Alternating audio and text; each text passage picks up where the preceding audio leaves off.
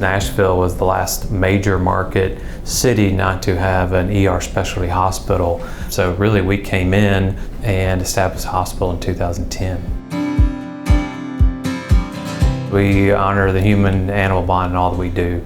And we do that by really working on three things. And we work to improve patient care, we work to have the best possible client experience, and we work to have the most functional and healthy team. We're a specialty hospital and we're an emergency hospital. So the specialty hospital, we have surgeons, we have internal medicine specialists, we have cardiologists, we have oncologists, we have anesthesiologists. We have a neurologist, which is especially inside the veterinary field, and really without an MRI, she couldn't do her job. Just like people, an MRI really gives you the ability to see, otherwise you're guessing. We partnered with Browns on really our last three major equipment purchases. So we're on our second MRI, our second CT.